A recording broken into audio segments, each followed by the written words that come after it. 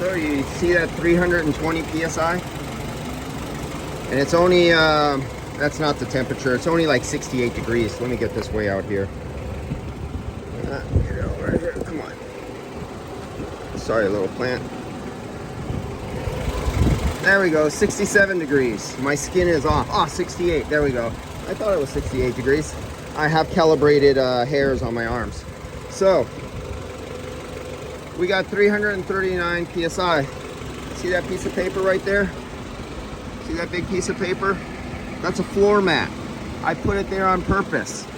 Because remember, this is the vehicle, the previous 2 or 3 videos, that it had a bad relay for the compressor. But then I also noticed, I go, you know what? 350. I seen all this fine powder. And in the last video, I told you this perfectly clean looking filter is plugged, semi-plugged, but it's clean looking. So that led me, the powder led me to the airflow problem. That means reduced BTU. So even if you had cold air, you have less CFM to cool the whole cabin. And as you see, this is a big cabin and there's no rear AC. And it has big windows, letting a lot of solar gain in. So having that little bit of talcum powder dust in the filter really blocks the power. But then I go, the pressures are unusually low. It's a cold day, but you know what? Let me check that other fan. One fan's working, one fan's not. Customer's not complaining about this. 263, 4. So we're gonna approach 400. We might not get there because it's 60 some degrees. I would have to literally get another, see this little bit of open space? That little bit of open space on the condenser is keeping it from going over 400 psi. And I have a little bit down there at the subcooling. I would literally have to get this, let's see if I can get it down a little bit more. I literally have to get it down over the subcooling area down below. I can't move it down anymore. And block this to get it over 400 psi because it's cool. Oh, we're still not doing it. So, but I wanted to prove a point. So on your thermistor, on your, it's a 3-wire, right? Oh, it's a 2-wire, okay. So, I'm suspecting, I would have to actually look it up, but I thought after this hit like 270, it would kick on the second fan.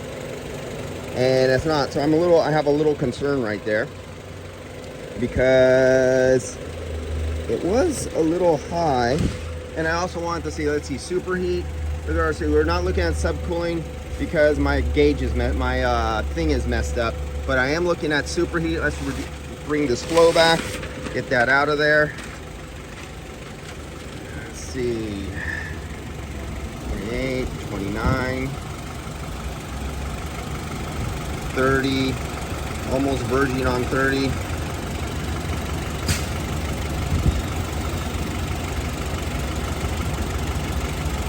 $27, okay.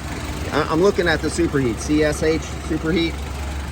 Now, let's come back here. That's what I'm using to plug this up, so I get outside air. Let's put this filter back. There we go. We got the filter back in there. Okay, let's get this little top back inside. Plug it up, seal it. There we go.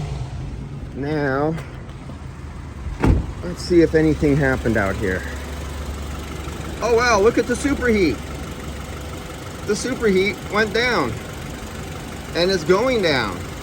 Interesting. Airflow is king. Now watch that a minute.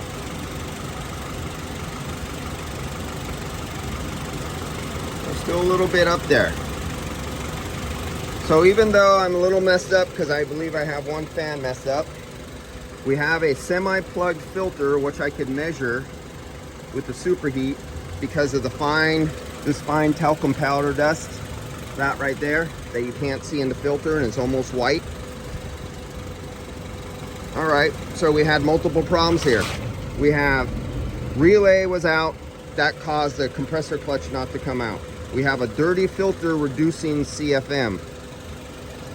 I believe we might have a fan that's not working. I'm going to check the other relay and stuff like that.